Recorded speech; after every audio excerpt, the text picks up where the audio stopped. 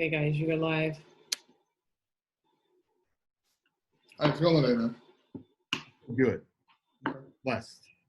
So we're just gonna wait a couple minutes until we get some folks on, and then we'll just kind of shoot right into the interview. Can you get me on over here? Is it on over by you?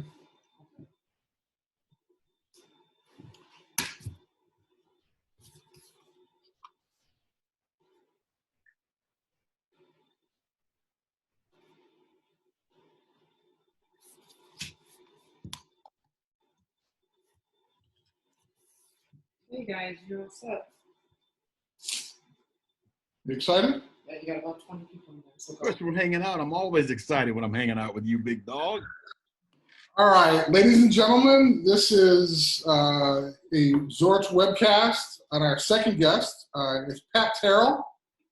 I've known him for over 30 years. He is a 1990 graduate of the University of Notre Dame, graduated from the Harvard Executive Program, which we're going to talk about. I didn't know that. 10 years in the NFL with a couple of different teams. He is a international commercial pilot with Delta and ATA. And something I want to say for later, and I think, Pat, you know what I'm talking about. And then the last part, you're currently the CEO of Terrell Materials Corporation. I just kind of skirted over your intro. Can you kind of fill in the details for me? Wow. Well, you know what, Chris? I feel busy until I get home and see my wife. Oh, isn't that nice? But yeah, I've done a bunch of things. Yeah, you have. I mean, this is an amazing resume. Well, it's a true probably diagnosis of ADD. Not that I be focused on one career, but I feel real blessed. I wanted to do three things when I was a kid, and I used to pray about it. I wanted to play professional sports. I wanted to fly airplanes, and I wanted to build things. And I wish I would have prayed for something a little bit less stressful, Chris. A little bit less stressful, but done a lot. But it's life is short, and I've been very fortunate. It's not me; it's been a lot of people that have supported me all the way through. From my family to my wife to my children to my employees and my friends, and so just got a lot going on. Want to be like you sometime and just kick back. Yeah, right, exactly. All right, so we're gonna. This is gonna be kind of fun, right? So when I've seen folks being interviewed, when I was interviewed, a lot of it wasn't like that personal relationship, right? So I'm not gonna get up all in your business, but there are some things that we're actually gonna talk about that other folks may not know. So before we get started, I have to thank some folks on my side, which is my producer / wife, Candy Rose. So thank you very much, honey, wherever you're at. Also want to thank everybody who's tuning in on Facebook Live. And after the show's done, this show, along with the show we did with Tony Rice, Notre Dame's 1988 National Championship quarterback, that will be on my YouTube channel, along with other content, Notre Dame, Bears. We have some personal stuff on there. And if you like any of that stuff, please subscribe to my YouTube channel. That'd be awesome. So in honor of Pat Terrell, I'm wearing my 1988 National Championship anniversary t-shirt or shirt. So Pat, thank you very much. And the reason why I'm thanking you is because if not for you, we would have won that championship, but let's hold off a second. My first question, which is an important one, is that we just, Mother's Day was a couple days ago, and just wanted to know if you had a chance to kind of honor any special women in your life. Oh, absolutely. There's I'll start with my wife. She is just, and you know her, Chris. I think that Beth, we met in college, and an amazing woman. And she's been a partner in everything I've done, and she's been extremely supportive. but the mother that she is absolutely incredible. I won't get into too many details, but we're in the process of adopting 2 siblings. Wow. And so we're really excited about that. So that's going to make it 7. Oh my Lord! Wow! Wow! Wow! But, I married my best friend. She doesn't think that all the time. And the real cool thing, we're talking about Mother's Day is, she asked me last year. She said, "Pat, let's let the kids focus in on Mother's Day." And I thought that was great, and the kids did a video for her. Oh, really? I thought that was really cool, and wow. And she got choked up a little bit on that one, but. Aww. And guess what, Chris? I even volunteered not to be on that video. No way. No, is that okay? That may be the first time. All right. That's why I think it was so good to be on the video. And then, of course, my mom. She's a wonderful woman. She still lives down in St. Petersburg, Florida, and she is an absolute health angel. She's been teaching health food, biblical methods of eating, and really, oh yeah, and so. And she's done that, just about our whole life. I know growing up, my father was diabetic, and he wasn't diagnosed with that until a little bit later in life. So you take a 14, 15-year-old kid, that's how old I was, and our house completely changed. I mean, from really treats to nothing but health. And, it was interesting. I think I lost a couple of friends. They want to come over and work. Hey, where's the Kool-Aid? We made Kool-Aid with brown sugar. I mean, I was the kid with the carrots in the little Ziploc bag. Right. And no one wanted to trade for your lunch, right? Yeah. Oh, yeah. No one wanted to trade much for my lunch. But my mom down in St. Pete. I hope she's watching. Hey, Mom. Aww. Wonderful woman, and she's the stable input of our family right now, and she loves being a grandma, and she's been fantastic. And then my mother-in-law, you've met her as well too, who lives in Michigan. So Mother's Day was very special for all of us, and I love seeing how much the kids appreciate their grandparents and their mom. That is awesome. Well, I have a quick story about your wife, who at the time was your girlfriend in college, and she was always someone I could run to when I was having some issues with women, right?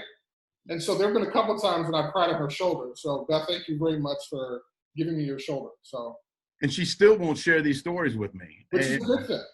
Wow. Beth, thank you very much. I do appreciate that. All right, so tell us how you got from St. Pete to cold-ass South Bend, Indiana. Chris, you went through it too. Dude, I was 90 miles away. I wasn't like 500. I got to South Bend, Indiana based on unfactual promises, right? I love Lou Holtz. He's the greatest coach ever, but I tell you what, he still owes me some things, Tell us what happened. What happened? Well, my older brother Grady was a huge influence in my life. I mean, I looked up to him. It was hard. Some huge, shoes to fill. I mean, here, my older brother was, the captain of the team, National Honor Society, captain of the baseball team. And, for years, my name was Little Grady.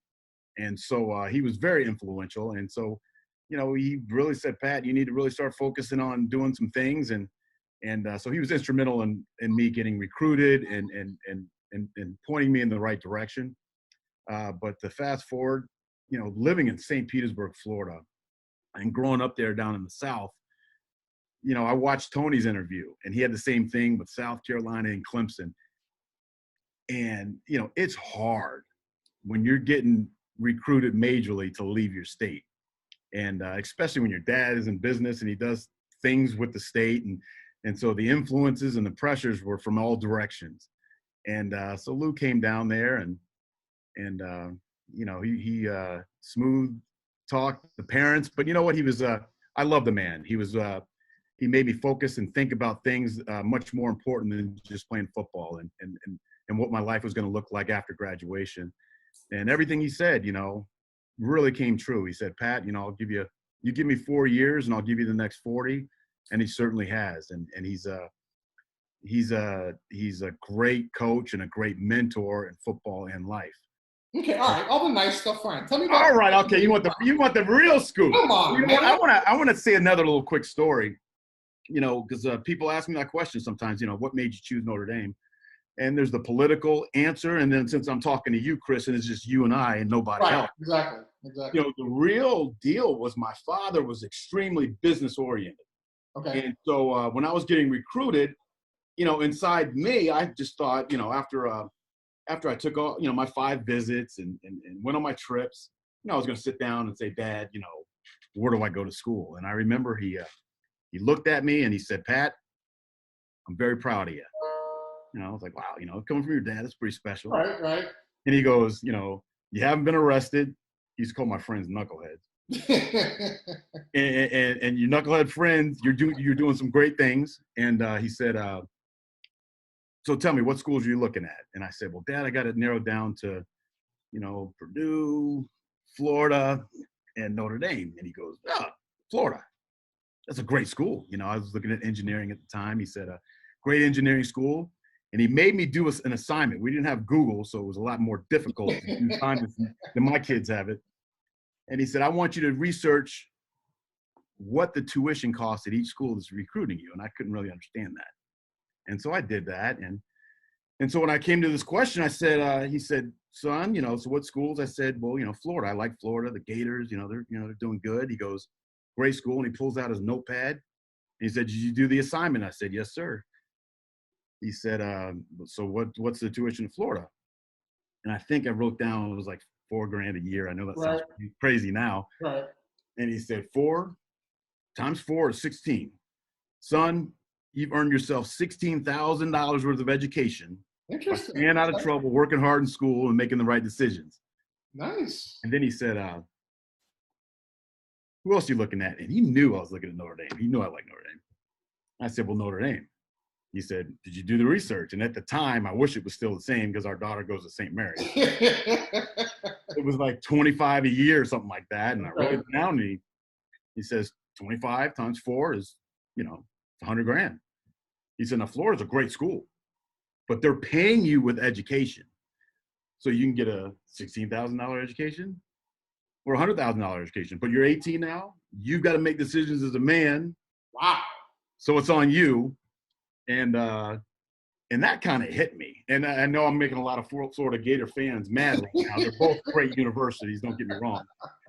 But that kind of made sense. And he just that's the way he spoke to me. And I made that decision. And it was a scary decision. It wasn't easy, you know. Absolutely.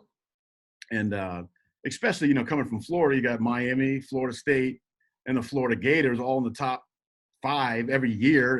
And I was in high school when Notre Dame went down to Miami and just got shellacked. Crushed, right? Oh, yeah. And so the thought of going to Notre Dame was a little strange. And I remember my buddies were like, man, you can go to Miami and play for Jimmy Johnson, you know, or there's no decision, you know.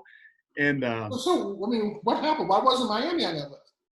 You know what? I just, you know, there's a fit. And when I took my trip to Notre Dame, I'm going to make a lot of university upset. I was kind of bored. Kind is probably not even a truthful statement.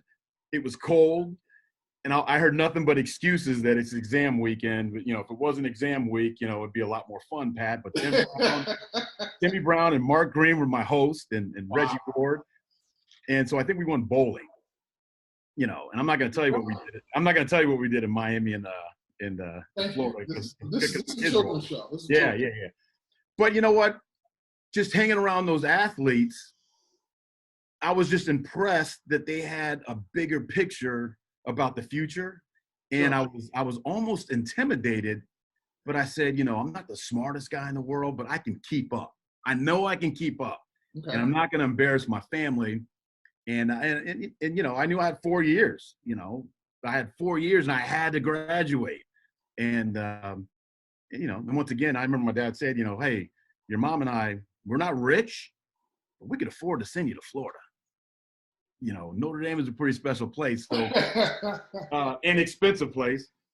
But there was an and it's weird when I say this, but it was like a sacrifice of giving up what I thought was important at the time. Right. And I honestly said, you know what, it's just going to be 4 years. You know, I'll get through, but at least I'll have a degree from Notre Dame. And it was complete opposite. I had a ton of fun, got a great education, and won a national championship. And my best friends in the world, you know, I still see almost daily. That's and, awesome. So it was a great decision, and but it's a lot that goes into it, you know. And then I remember on my trip, Chris, Lou Holtz says, he says, Sean. By the way, I hope he's not watching. Pat Terrell has one of the best close impressions. So, you know, I'm on campus and I'm looking around, and Coach called me into his office and wanted to get a commitment out of me. And he said, Pat Terrell, he said, I got a question for you. And I said, yes, sir. He said, you know, I can understand why I'm competing against Miami and Florida, but what's up with Purdue? And he couldn't understand why Purdue was on my top list. And right. I said, well, Coach Holtz, you know, Purdue has a great aeronautical engineering college, and, you know, Neil Armstrong went to Purdue. You know, they have astronauts, and that's what's a passion of mine. You know, Holtz, in his quick recruiting mode, he says, Sean, we've got Mishawaka Regional Airport right down the street. Chris, the only time I saw that airport is away games, right? Right.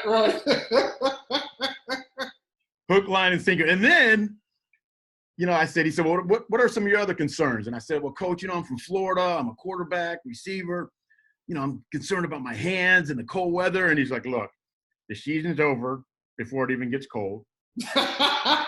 Better yet, we're building a $5 million, which sounds like nothing these days. Right. $5 million indoor facility. Now, fast forward, my freshman year, we're in stretch, Chris, and you remember he would smoke his pipe and walk through stretch. And I got up enough courage, and I felt pretty confident. And I said, hey, Coach. He said, yeah. And he takes a puff of his cigarette or his pipe. And I said, you know, why aren't we in that new indoor facility? He took a long pause, and he said, that's for recruiting purposes only.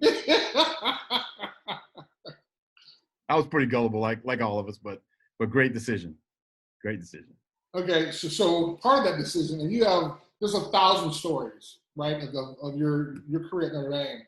I want to talk about two of them.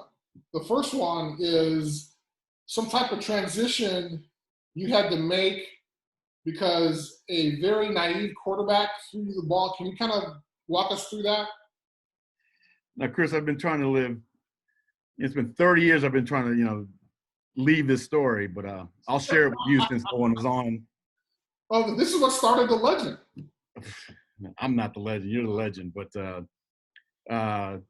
yeah, so I got moved to defensive back my junior year. And as you know, your junior year is pretty important, you know. I mean, that's absolutely. You know, you're balling and we're winning and you're thinking about football, you know, maybe after college, and you get moved to a position that you just don't want to play because I'm supposed to be another thing that Lou Holtz promised me. You know, hey, this Tim Brown is so. You know, you're going to come in. And, you know, Tim won the Heisman Trophy, of course. Right. And I ran a lot of decoy routes, you know, for Timmy. And but I came in and I said, you know, so I was a wide receiver, and as a wide receiver, Chris, you know, for a defensive lineman, you know, stats sometimes can be important. The reason we won the championship because we put all that stuff aside, right? But you still kind of say, hey, you know, I've got X amount of sacks and I got so many tackles for loss as a defensive lineman.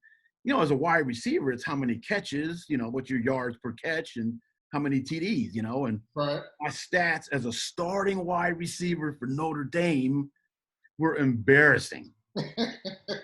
We're practicing for the Cotton Bowl, Chris, the Cotton Bowl at the end of the season. And I have like 5 catches on the season. Oh my Lord. You know, and that was only overshadowed by the 7 yards per catch average.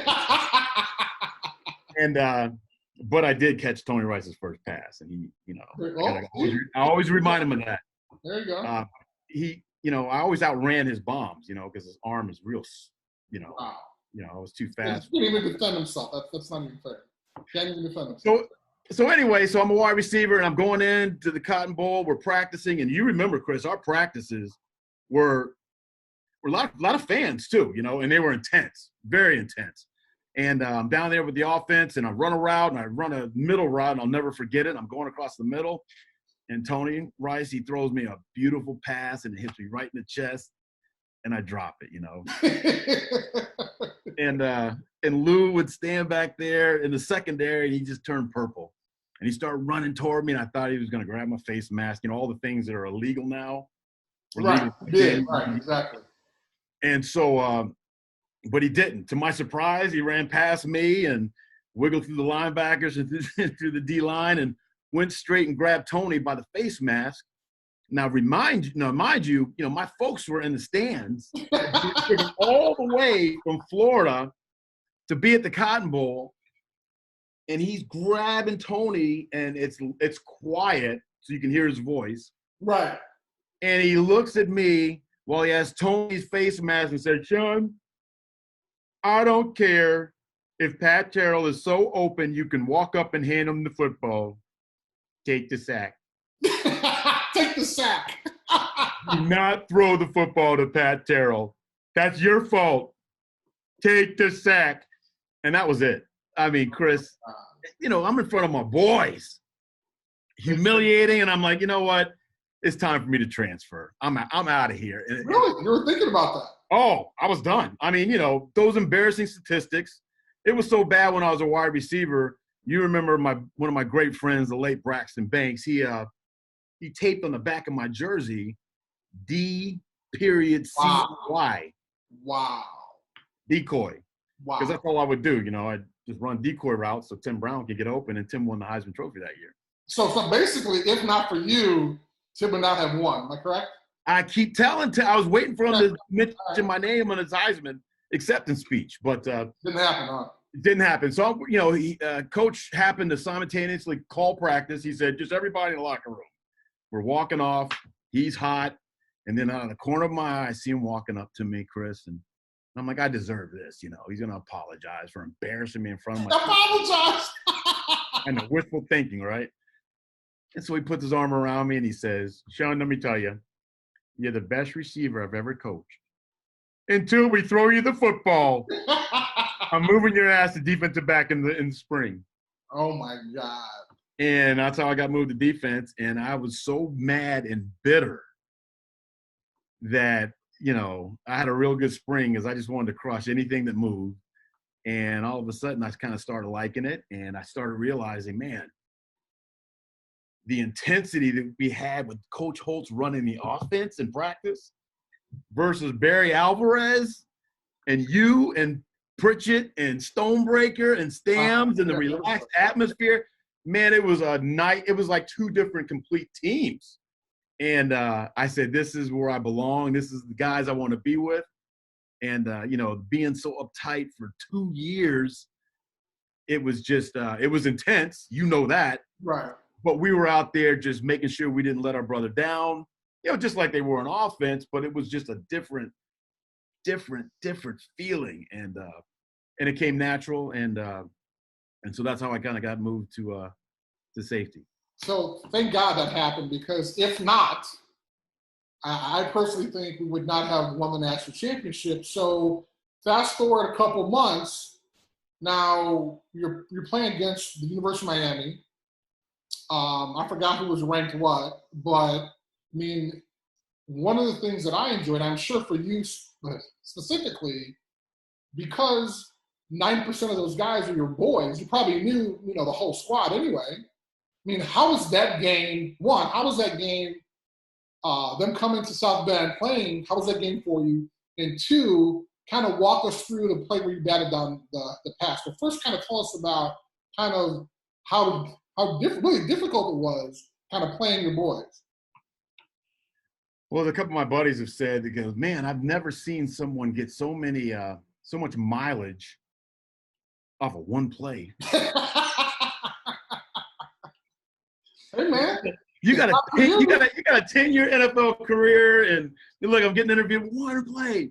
No, but first, Chris, I didn't win the championship, and you know that. I was part of a ton of big plays. I mean, heck, Chris, I mean, you know, the game you had just with fumble recoveries and sacks and late hits.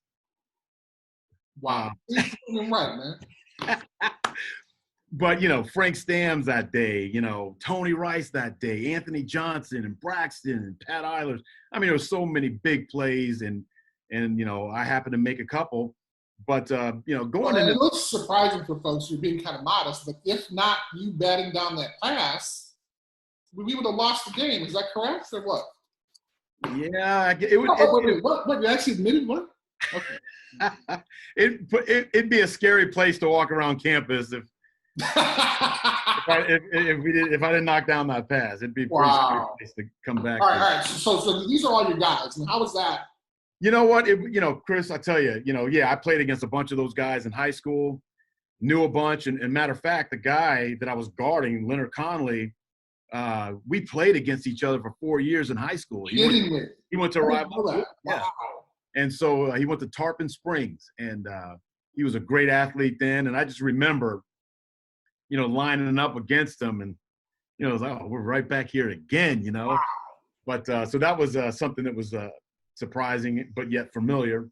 But leading up to that week, it's big. You know, it's Miami. And for me personally, being from Florida and getting recruited by the Hurricanes, and you know, with my oldest brother, who's, you know, my biggest hero, being a huge Miami Hurricane fan, I mean, and he wasn't shy to tell me, well, Pat, I hope you have a good game, but, you know, I hope these guys – not I hope. These guys are going to destroy you.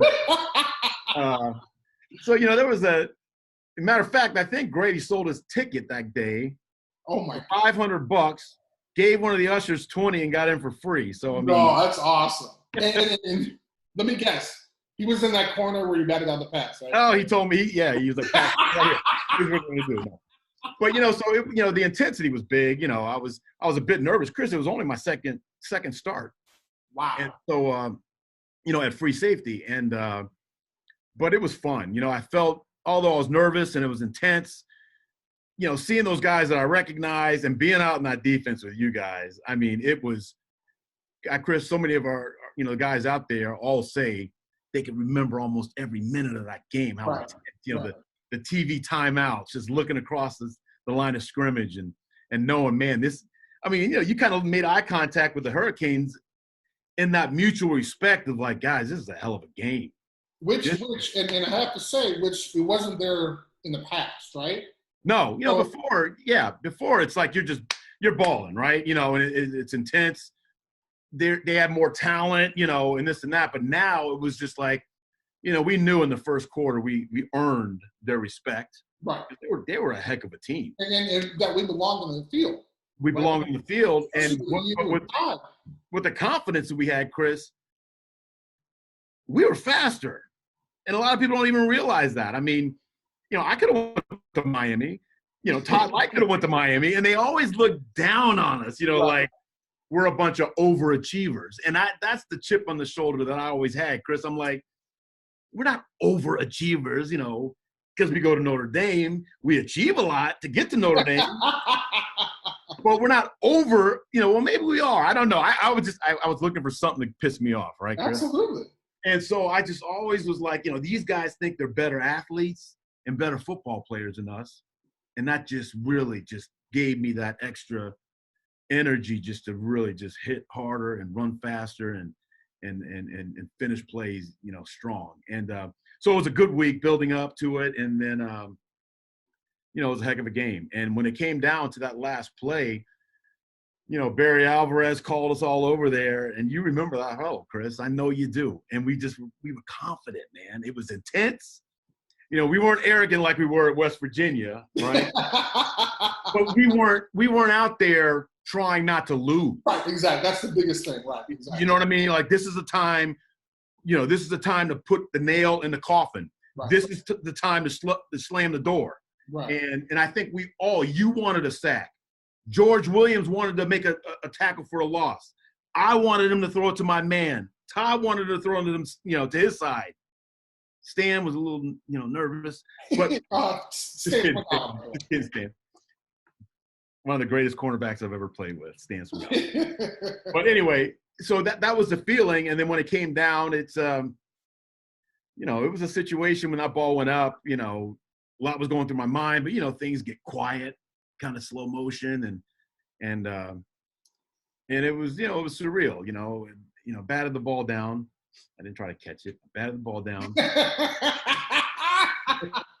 And as soon as that happened, it was like mute went off. And I wasn't, you know, celebrating and excited about that play. You know, I was excited that we just kicked some tail and we won this game together. And so I didn't even think of it, Chris, at the time as, you know, hey, that was a pretty big play, because as a defensive back and a former wide receiver, I was still kind of excited about my pick six, right? I mean, that's the one I wanted to talk about, and everyone talked about this awkward-looking batted down play. But, you know, so I think it was later on in life that I realized, you know, what a big deal that play was. But it was a team effort, and, you know, as my great critic, cornerback Todd Light, you know, so skillfully says, you know, he should have caught it. Of course. And then, so, you know, George Williams was able to get enough pressure on Steve Walsh to throw his hands in the air, and who knows, right? I mean, had George not been able to do that, you know, so, and unfortunately we just lost him recently, so rest in peace, George. And then, so kind of share with us the fact that every Notre Dame fan you meet talks about how they were in the corner of that end zone. Please, I mean, there's like, I mean, I think you've said there's like, I mean, the stadium would have been like 80,000 people, right? Yeah, well, that was before the expansion, but right, exactly. 59,000 people was our capacity. And, you know, I joke around, but I don't know if I'm joking anymore. But I know I've met at least 59,000 people that said, you know, Pat, I was right in the corner. Knocked that ball down, you know.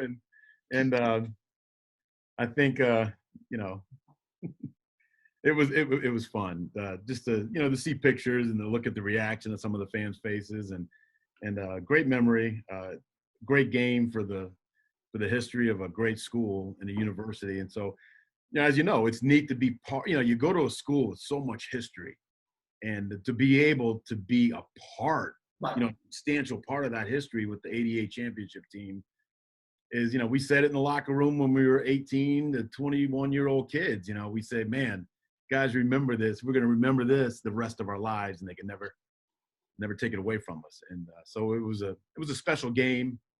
And, you know, like we've all said, it was probably way more intense, you know, than the national championship game, because at that point we were unstoppable. So I want to, unfortunately, I mean, you won a national championship. I got to fast forward because you have such a amazing bio. I want to get to some of the stuff that folks might not know. So can we just fast forward the fact that you won a national championship at Notre Dame? Can we do what, Chris? We just fast forward that part that you won a national. I'm sure you got an awesome story about that, but can we just skip that part? Yeah, let's talk about the second one we won. Oh, right, exactly. They stole from us, right? All right, so we're actually gonna fast forward your Notre Dame career. Okay, so the draft just happened, the NFL draft. Can you share with us like what your draft day experience was? Wow, Chris, it was fun. You know, it's, you know, everything started happening so fast in the second half of college. You know, I'm about to graduate and get a degree from Notre Dame. You know, I'm seeing my name in magazines and showing it to my girlfriend, Beth, who's my wife at the time. And she's like, that must be a typo, you know.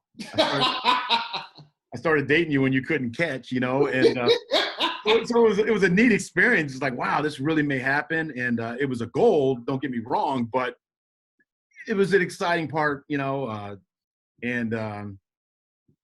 You know, so the draft came and I went home. And, you know, I was going to go to New York, but I remember that the year I came out was the first year that they allowed college juniors or underclassmen to come out. Right.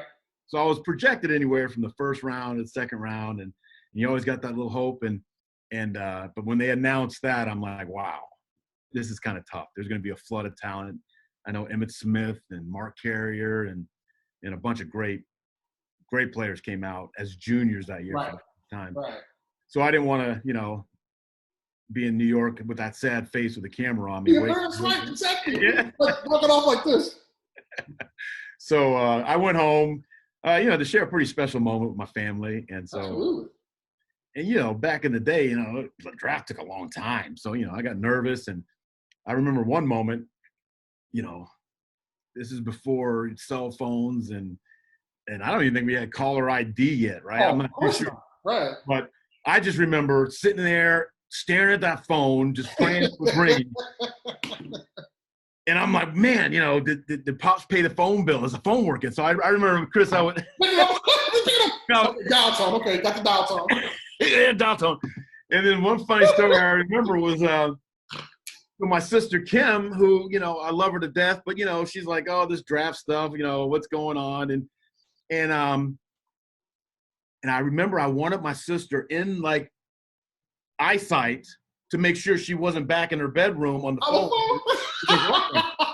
And so she was sitting, I had to see her, And I remember I said, Kim, I go, run next door and call the house phone and make sure the ringer's working, And she goes, oh, well, whatever, Pat. And she, she goes and she does it. And the phone rang and everybody jumped up and I answered. I'm like, hello? And she goes, it's me, Pat. I'm like, what are you doing on the phone? Why are you calling? Get off the phone. And I hung up on her. I still feel bad today because I told her to go over there and make that phone call. God. So it was a fun time. Got drafted and selected by the Los Angeles Rams. Okay. And Chris, you're in South Bend for 4 years and you get drafted by the LA Rams. And my first phone call was from Coach John Robinson. Nice. And then he hands the phone to one of our friends, Frank Stams. And Frank was just giggling and so excited. He goes, PT, come on out to LA, baby. So that was fun. And so it's pretty cool because Frank got drafted with the Rams, one of their top choices. The next year they took me. The next year they took Todd Light. Right. And then the next year they took Jerome Bettis. So it was like Notre Dame. It was really cool. So how was that experience kind of hanging out with Todd again after you guys were in the same backfield together? You know what? I played more football with Todd Light than any other teammate. And wow. And so we're like brothers, man. And it's and we knew how each other played on the field and it was fun. And so being out there with my Notre Dame brothers, it was just so special. And so it made my transition into the NFL, having Frank there first. And then when Todd came, even though Todd is younger than me, he always set higher goals for me. And he would call me out when I wouldn't make a play and give me that Todd Light, look. So having him back there on the field with me again was really a dream come true. And Todd and I, we lived together the first year out there, his first year in LA, and it was a special time. Our parents were real close, and it was real special. So Todd was awesome. Been awesome in my life, and then Jerome came out, and he was just a complete superstar. But it was neat because I never had the chance to play with Jerome in college. Right. And so so that was fun as well too. So what was your most memorable moment? You've had an amazing decade in the NFL. What was kind of your most memorable experience? Well, Chris, coming into the NFL, I was a pretty arrogant. I'm a defensive back. From Notre Dame. Naturally things are going good. Next is the Super Bowl, right? And, I've had buddies that have been drafted, I remember one time William Floyd, he went to my high school. Okay. And I ran into him one day, Chris, and he goes, hey, Pat, how do these look? And he shows me a high school championship ring that he won after I left, a college national championship he won at Florida State, and a Super Bowl ring he won in the 49ers. Oh, my God. And I'm just going, pretty impressive, right? So, when I went to the Rams, it was awesome. I mean, playing for John Robinson, great coach, great motivator. well, not really motivated because the pros are different. Just a Right. great coach. I really enjoy playing with him, and it's different. Now it's a job, and you're paid to to be a professional. I remember he put his arm around me one day and he said, "Hey, Pat, we're so excited about having you." And he goes, "Look, you signed a nice contract. You deserve every penny. We think we got you a lot cheaper than you probably deserve." And I didn't like that comment, but it's all good. And then he said to me, he goes, "But I want you to know something. I don't care how hard you work in practice. I don't care how much film you watch. Now, if you want to be a great safety, like I think you will," because he said I remind him a lot of Ronnie Lott. He said, "You're going to have to work hard and excel at all those areas." He said, "But you're in the pros now." He goes, "You don't get paid to lift weights, to study film, and to practice. You get paid on Sundays for 3 hours." And I remember, that was the first time I heard that, and I'm like, wow, this is my job now. And so, so that was cool. But Chris, the NFL was a neat experience. It's intense, and when I tell stories, people, ask me a question like, "How was the NFL?" I usually kind of look over my shoulders to see if Beth is listening, and she calls me out when I embellish. Right? That's why she walks away, Chris, every time I'm. You embellish? Oh, just a little bit, Wow. And so, because people say, "Oh man, the NFL must have been great." I'm like, "Yeah, it was beautiful, it was awesome. You're a pro football player. Beth will roll her eyes and walk away, because as you know, it's a game that is so incredibly, you got to be passionate, and it's so competitive, and you're only as good as your last play, and if you got a big contract, you're on the bubble already. You got to prove it. And, are you really this much more dollar amount better than your backup? No, your backup's high school jerseys, retired.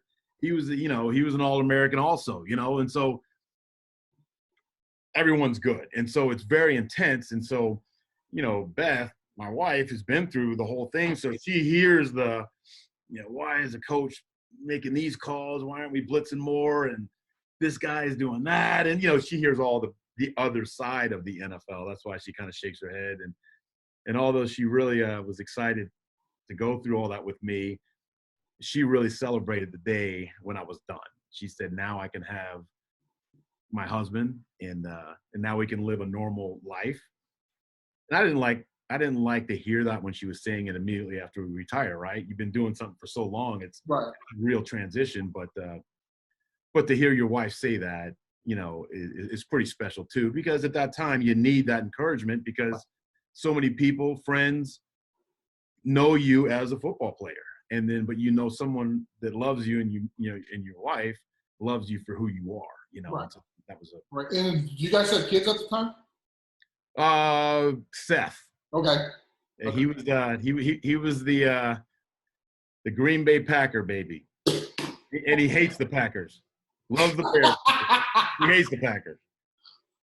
All right, so I don't know how many people know this about you, but during your off season in the NFL, you were doing something that a lot of guys in the pros in off season they don't do. Can you share with us what you were doing there? Wow. What kind of goes back to on the pilot side? Yeah, it kind of goes back to my Lou Holtz story when he said that we have Mishawaka Regional Airport. Regional Airport, right?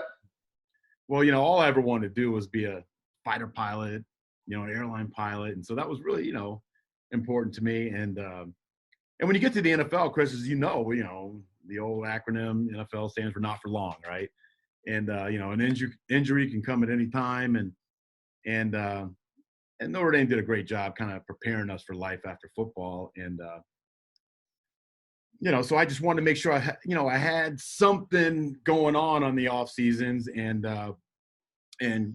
quite frankly, it was I had a passion for aviation. So on the off seasons, I would train, and, I'd made it a point to get a new rating every off season, and I got my private, and then my instrument, and then my multi-engine, and my commercial. So while you were doing this, did anybody on any of the teams around, did they know what was going on? Yeah, well, I remember the Rams, when I was on the Rams, they said, hey, they were doing kind of the life off the field story on some of the players, and I was on a show, and it was in LA, and I felt pretty good about it. And I didn't think coaches and stuff watched that kind of stuff. And Right. the next day of practice, the general manager called me in. He goes, "Hey, Pat, I saw your show." And I was like, "Yeah." And he goes, "We got an amendment to your contract." Oh. He slid a piece of paper and he said, "We don't want you flying planes anymore." Really? Oh, well, that wasn't in my original contract, and what's going on? And he goes, I said, "Well, this is kind of important to me. It's what I want to do later on in life." And, he goes, "Well, right now your focus should be," which he's right? People always ask us, Chris, well, what are you going to do when you're done? Right. And we answer these questions to strangers, but right now I'm a professional athlete and I got to make sure I perform. But he said, "Well, let me talk to some other people and get back to you." And, so a couple of weeks went by and I never heard anything back. And I went up to him and I said, "Hey, did you make a decision on the flying thing?" He said, "Oh, yeah, Pat, I'm sorry. I forgot to get back to you." "Well, is it okay?" He goes, "Oh, yeah, go ahead. He said, "Just do me a favor. If you crash, don't get injured. Put it in the side of a mountain so we can get a draft pick." Wow. Because they took a Lloyd's of London policy out on me. Oh, really? Yeah, and so, it was like, go knock yourself out, right? Wow. Yeah. So the the flying was fun, and so I was always up in the cockpit with the pilots on team charters and what have you, and it's something I really wanted to do, and so I didn't think I was going to play as long as I did, but after a decade, I built up almost a couple thousand flight hours, and started my pilot career. That's awesome. That's awesome. So can you share? And I don't know how many people know this story because we have so many different careers. But can you share with everybody what happened when your favorite Notre Dame quarterback was on one of your flights? Well, so now I'm a full-blown airline pilot, and which comes with some thrills and some humble moments as well. Chris, I remember the first day I, put my uniform on and, just stare at myself in my football uniform. So I'm looking at myself in my new pilot uniform, feeling like Denzel Washington. There you go. Please. In flight. Oh, I remember that. So I'm humbled because, I had one of my first flights. We check in, we're headed to the hotel with the crew. And I remember I'm walking across into the hotel and, this couple came up to me and they, with my epaulets on and my tie and my hat, they thought I was, the valet. And so they hand me the keys. And so that kind of brought me back down that, Wow. That was kind of funny. But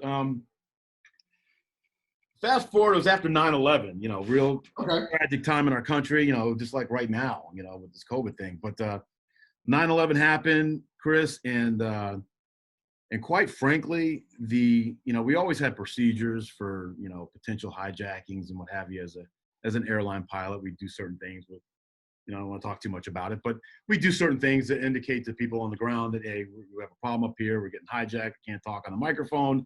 So we do certain things.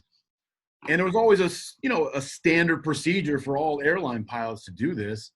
But after 9/11, so much had changed. And the country was really, the TSA and security was really changing different security procedures like almost weekly. Wow. First they say, okay, well, something happens, pour hot coffee on the hijackers and roll the plane. And then, the engineers were like, oh, you can't do that. And then there'd be a procedure the next day. So, finally I got a little nervous. I said, you know what? I was in better shape than I am now. I was still in kind of So I said, you know what I'm going to do? I'm going to do my security procedure, and I'm going to roll my sleeves up. I was going to say, did you roll your sleeves? Yeah, I roll my sleeves up and stand in front of the cockpit and just try to look like a bad dude, and eyeball every passenger coming in saying that, they didn't know I was scared to death of hijackings. But if you come up in this cockpit, there's not going to be a little scared, scrawny pilot. Right. A mad brother up here ready to go. Right. So so I kind of stand there, kind of tough at the front of the door. And this one particular flight, I was doing the same thing, Chris. And I'm, I can't remember if we were going from Cincinnati to Chicago. Or I can't remember where the flight was, but I just remember standing there, and all of a sudden I see this head lean out in the middle of the aisle, and this person's eyes got as big as golf balls. And it was Tony. It was Tony Rice. And you know, Chris, I mean, you're like my brother, right? And we, you know, sometimes when you're in the NFL or right afterwards, you don't see some of your best friends for a couple of years. Right. If I hadn't seen Tony in like 2 years, I talked to him, but I hadn't seen him. And so I was excited to see him. And I'm like, Tony. Now, mind you, you know, I joked around a lot in college. You know, I have to admit that. Tony's staring at me, and he stands up. I'm like, Tony, come on up here. And I'm so excited to see my brother. And he comes up, and he's looking around. He whispers to me, Chris, and he says, Pat, what are you doing? I said, Tony, I'm doing great, man. You know, how are you? And he's like, no. Why do you have that uniform on? You know, security is pretty tight now. You can get in a lot of trouble. I said, oh, Tony, you know, he thought I was still playing for the Green Bay Packers. And I said, oh, no, Tony, I'm an airline pilot now. I said, hey, you know, come up. I want you to meet the crew. So I take Tony up, and you know, Tony, you know, walks in the cockpit. I'm like, guys, I want you to meet one of my best friends. This is Tony Rice, our national championship quarterback at Notre Dame. And they're all impressed, and they're looking and shaking hands. And we both know Tony's a pretty smooth cat. Can I get an amen? He's absolutely, calm. amen, absolutely. Big game, calm. First time I'd ever seen Tony so nervous. It reminded me of that airplane movie when the dude was sweating, you know. Right. Tony, he looks around in the cockpit, and people are talking to him. I'm talking to him. He's not listening. He's looking around, and he's nervous. He's like, Pat, do you know what all these buttons do? I'm like, yeah, Tony, you know, it's the cockpit, right? I'm like, so, you know, how are the kids and this and that? And then he stops me again. He goes, Pat, he goes, you know how to drive this thing? I'm like, you know, I know how to fly it. You know, we drive, you know, we taxi. But I said, Tony, relax. You know, PT loves himself. I'm not going to let nothing happen to you. And he was like, Pat, he was so nervous. You know, he was like, I'm just going to go back to my seat right now, and I'll talk to you when you land. So he was a pretty nervous passenger, but I still think it was his smoothest, greatest flight Tony Rice has ever had in his life. That is hilarious. In his life. So you've flown for a number of years, and what I skipped in your intro, I did on purpose because I just think this is fascinating. And you know, there may be some things you can't mention, but you actually flew troops during Operation Iraqi Freedom. Can you just kind of tell us a little bit about that? Because that was, when you first told me, I was like fascinated. But I mean, can you like tell us about the experience? Like, you just volunteer? Like, I mean, how does somebody do that? Well, I was flying for our airline is no longer around anymore. It was ATA, and Okay. One of the reasons I really was excited about flying for ATA was they only hire captains, and they had a very large military contract. Okay. And one of the things I didn't even realize at the time, but you know, in an active war or a campaign, you know, the United States military charters civilian big aircraft to transport a lot of troops. Okay. And so I thought that was fascinating. And so, you know, with Delta or United, you know, you'd have to be a pilot for years before you get your first international trip. Okay. Where here, you know, like my second flight at ATA, I think was like, I went to Spain, you know, and so I was really excited about that. And so you could volunteer, you get a little hazard pay, a little bit more to go fly troops. And so I volunteered to do that. And it was just and I would never equate that to what our wonderful troops and troops have done and their sacrifices that they make from their families and this and that, because I was never in the harm's way like they were going. Right.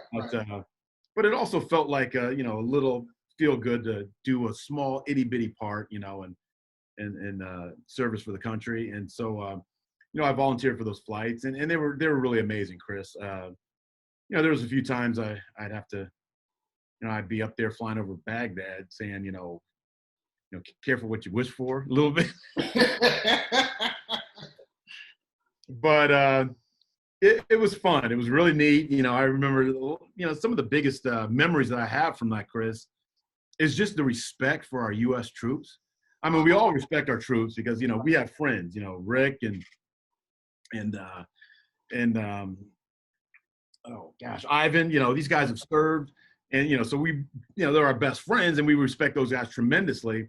But I think, Chris, if we saw Rick and Ivan, how old they were when they first went in, they were like you and me when we first got to Notre Dame. We were kids. Jeez. And so I'm flying these troops, and probably shouldn't say this, but as I'm flying them over, one of our procedures is still after 9/11, of course, was always, you had this new titanium door and keep the door locked. And when you go to the bathroom, right, part in front of the door and all this other stuff. And I remember I looked at my other pilot and I go, we've got 233 soldiers with M16s with the barrels facing outward. And they're American soldiers. I'm not going to lock the door. Right. Leave the door open, let them come up and chat with us, when we're flying. Right. And I'm so glad I did that because, we'd be at cruise altitude over the Atlantic Ocean. And then you just start meeting these soldiers. And, these women and men, they're kids, 18 years old and, wow, freckles and pimples. And I'm like looking at them like, and then, the other pilot would say, hey, this guy is, he played in the NFL. And they're looking at me like, wow. And they probably say, what the hell are you doing flying our plane? Well, basically, right. But they're looking, impressed with me. And I'm going, dude, if I had, the heart the size of yours right now, right. That's amazing. And that's where I got that was really the biggest experience, Chris, I got out of that. Just having an appreciation for, these soldiers going over there, giving up, what we were doing, partying and having fun, and they're going over there protecting freedom. And so that was a neat experience for me, real neat experience. One thing to add, the babies are starting to come now, right? Okay. So, we've had Seth, and then, then our wonderful St. Mary's daughter, Veronica, he came along and the babies were coming. And so Beth was just completely swamped, so busy at home with the kids. And I'm off traveling the world. So I knew this wasn't going to be a real long-lived story. And Chris, one of the things I would do, I'd mess up because I'd call, because, as an international pilot, you'd have maybe a whole day just to tour by yourself. And I'm like, oh my God, call her on the phone and she's not a complainer. So I'd be like, Beth, you should have heard, oh, my day was beautiful. I went to this church and I went to this museum and now I'm having my coffee at this really beautiful cafe. And she wasn't complaining, but I'd hear the baby screaming in the background. You talk about the guilt, It really well. I was like, oh, maybe I shouldn't have said all that. She goes, okay. One of the babies just threw up on me. I got to go change, so I got to go. With that. But anyway, a few times, Chris, I'm not feeling the love, right? PT needs some attention. And so I remember one day I'm getting ready to fly over to Iraq or something, or Kuwait, I think is where we would go. And I'm like, hey, Beth, I'm getting ready to, take off and go on this trip. And, it's probably a sickness of mine, but I'm looking for her to be a little bit nervous and like, oh, be careful. She's like, okay, call me when you land, you're back in town, because she's so busy at home. So now, Chris, I'm doing this. I'm looking, I'm going, hey, have you seen my Geneva Convention card? I got to, because, that's a Geneva Convention, so if you're a hostage, don't torture me or you're in trouble. Trying to get some rise out of my wife. And she's like, whatever, Wow. I get home, Chris, and I'm showing her pictures of my trip to Kuwait. And she's, flipping through the pictures and she's like, yeah, you really needed your Geneva Convention card for this picture. And I looked and it was a Ruby Tuesdays behind me in the background. And she tosses the phone back at me. Wow. So you don't get a lot of sympathy from mama. Oh, that's hilarious. That's all. But I think that, a lot of people obviously know you for your, amazing athleticism, but I don't think a lot of people really knew about the flying part, and they may have, but I mean, the whole flying troops over there, I mean, that's a really interesting thing. Well, it was, it's the nerd in me, and I still love aviation now, and it was fun. I got a chance to experience it, and I did it. I was a professional, airline pilot for about 5-6 years, and so Wow. I didn't do it long enough to ever get tired of it, and I did it just short enough to miss it. So I think that was the perfect timing.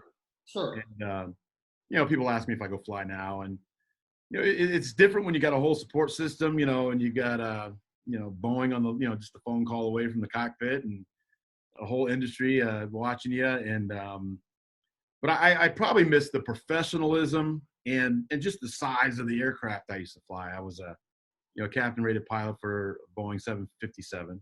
Wow. And this is kind of corny, Chris, a little bit, but when your aircraft weighs over a certain weight, you have to use the term heavy, Okay. when you give your call sign. And that's so if smaller planes behind you, they don't get caught up in your wake turbulence, and air traffic control can make sure there's, adequate separation between the aircraft. Okay. And I remember I was training at whether it was John Waring Airport in California, or the airports I was training at in New York, and I was intimidated, but I always felt like a punk when I'm in my little Cessna training. Those guys in the big 757s, they look down, they always, they look down at you. Wow. And they get on the mic, and I'm like, this is Delta 123 heavy, ready for takeoff. And I always felt like they were staring at me when they said that, while I'm waiting for my little propeller plane. So I took a lot of pride, Chris, in saying, the word, heavy. That is awesome, man. So let's fast forward a little bit and tell us what Terrell's material is of. Wow. So I guess my resume kind of looks bad because you don't want to hire a person jumping around as much as I. First of all, no, it looks awesome. Are you serious, man? You've got a very interesting life. Looking for the book. So I, the kids start coming, and I was based actually in Chicago when I was at ATA. We lived in North Carolina, and a lot of pilots don't live where they're based because actually definitely before 9/11 it was so easy just to you walk up, show your badge, jump on the next hot flight going out to wherever you're going, and it was so simple. It was like just it was just a commute. It was a normal commute. So I was based in Chicago. My wife is from the Michigan area, and so we had family out there, and so it's a lot easier when you live in the base where you're based. And then you don't have that commute, and you just have to be so many hours away from here. So we were in Chicago, and as this is a great Notre Dame town. So I was able to reconnect with so many of my good buddies. Yourself, I saw you on Michigan Avenue one time, and just reconnecting with all my Notre Dame Chicago buddies, I should say, and stayed in real good touch with Stan Smagala, and Stan was doing super well out here, and just he was really excited about being part of the Notre Dame family, and that resonated with me, and I've always had that entrepreneurial spirit with me, and so I've always wanted to start my own thing, and so Beth and I we made a commitment, and we started a company and started doing work really hard, and I thought that I have a new respect for business owners. You don't have hours, you don't punch in, you don't punch out, you never punch out, I should say. But it's been a thrill. I'm so glad that we did this. I've seen success, and I've seen the low points. And one of the things I've learned is being a business owner is don't get too high when things are going great, and don't get too down when there's challenges. Just try to just kind of ride it out. But it is one thing that I've done that I can't just say, I don't think I want to be a pilot anymore. Right, exactly. It's like, oh, I kind of, we have several employees that great people that work for the company, and so there's a responsibility, and we work really hard to run a good business. We're involved in a lot of big projects throughout the country now, and very blessed and fortunate that a lot of our projects are essential right now during this COVID epidemic or pandemic. So we're still staying busy, but it's a challenging time for all business owners in the country throughout the world. Right. So we do a lot of airport work, and so that keeps me close to my passion, so it's hard to have a conversation when I'm out at work at the airport, because every time a big plane flies by, you got to stop and I got to stare at it. But you're assisting in building the runways. Yeah. So what your business does. Well, Terrell Materials, we're a material manufacturer. So we have 3 different divisions in our company. The main division is concrete manufacturing. So we own a fleet of batch plants, those big, ugly factories that you see next to a job that requires high volume concrete, like freeways and runways. And so we currently have projects. We've been at O'Hare for a long time, and we're doing a lot of work in Orlando International Airport. And we've been at Atlanta Hartsfield, and we'll be in Texas, in Houston. And so that's what we do. A lot of people don't know this, but growing up, my uncles owned. We were in the concrete business, and it was more concrete contracting. So we were working out in that sun, laying the concrete. And I just said, Dad, one day I sure would love to, be on the part that delivers the concrete instead of spreading it out, because spreading it out is pretty hard.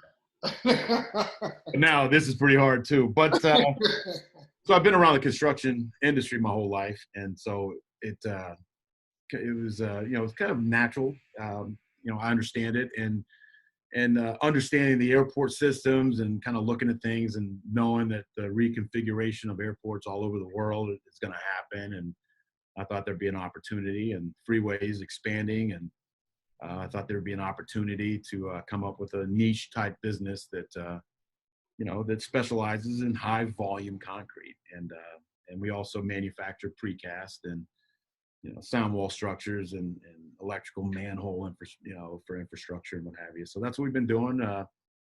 Been blessed to be around for 15 years now with our company, and like I said, so it's a tremendous responsibility. We're on a lot of high profile projects, and so we take a lot of pride in what we do, and it can be very stressful but very rewarding too, to be able to look at something that you've had a part of, and to be able to employ good people and just try to keep this train going, right? So so during this time, and it's kind of a crazy time right now. Yeah. What are you able to? How are your employees kind of handling what's going on? Is everybody kind of wearing masks? Everybody staying 6 feet apart?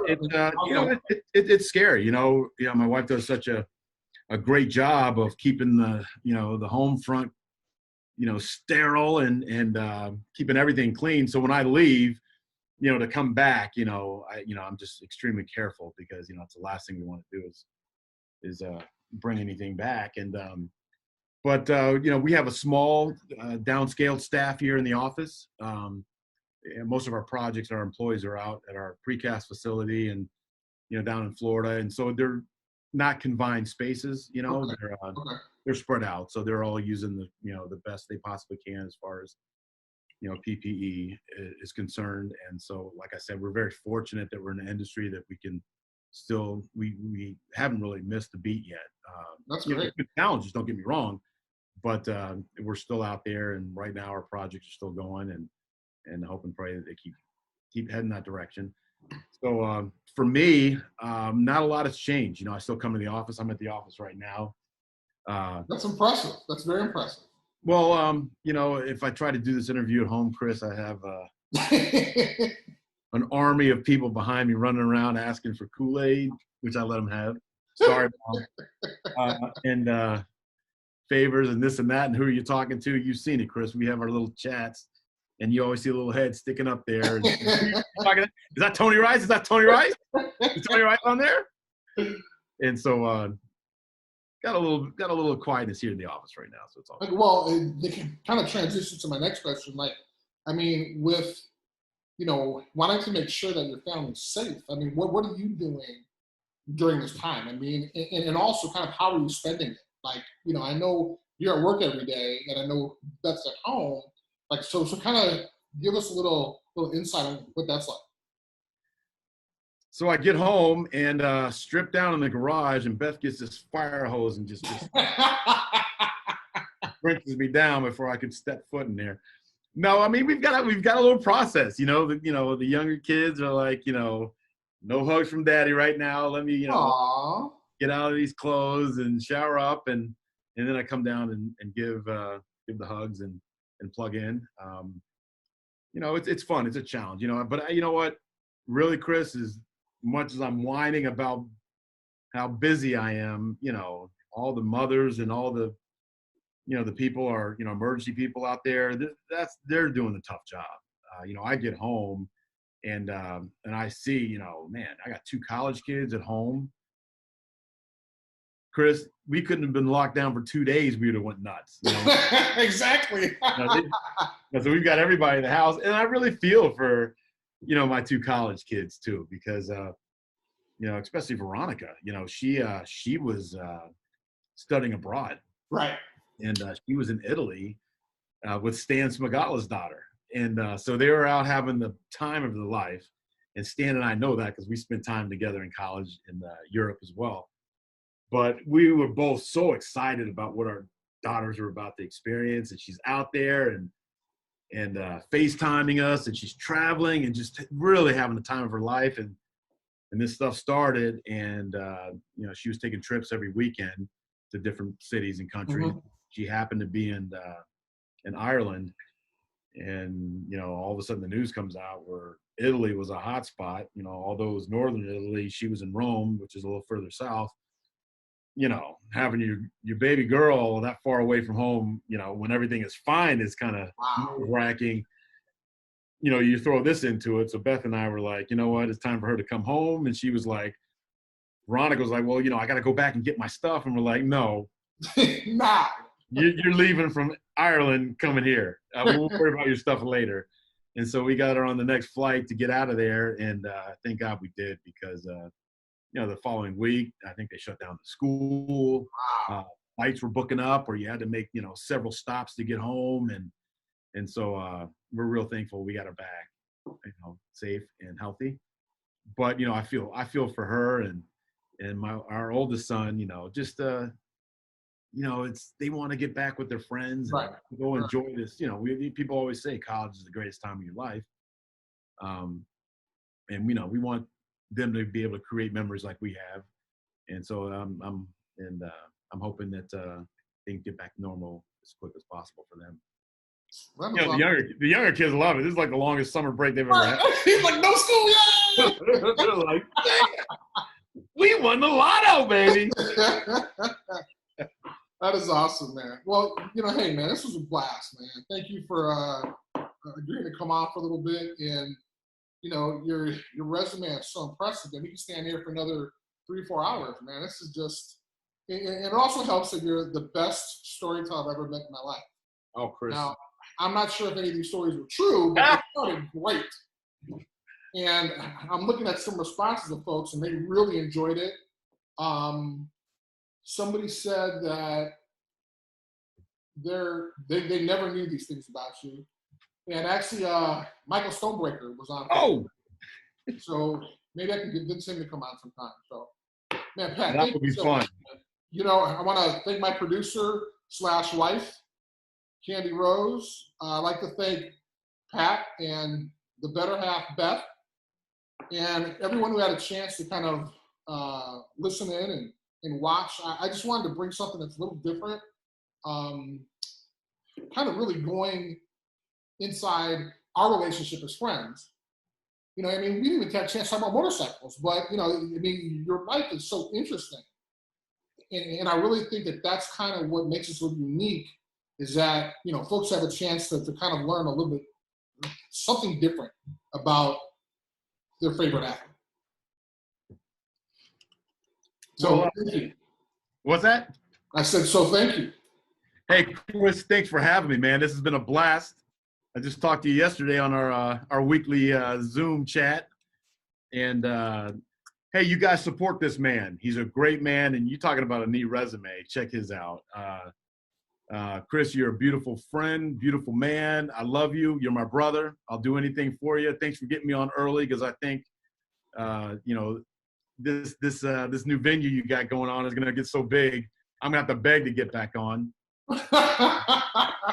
Hey, it's always a fun time chatting with you, making fun of you when I'm on camera because it's harder too when I'm face to face because Wow. I try to stay away from you, as far as snatching distance. But Chris, thanks for having me. It's been a pleasure. And we'll talk to you real soon. Absolutely. Please tune in next week. We'll have another guest next Friday.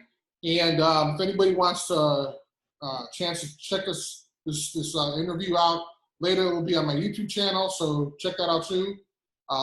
Look forward to hanging out with everybody again next week. Pat, thank you so much, man. You're awesome. And you kept the stories to a minimum. I'm impressed. Hard. I'm impressed. I know. That's what I'm impressed about. I am impressed. All right, man. Thank you, bro. I love you, man. Love you too, man. Bye, bro.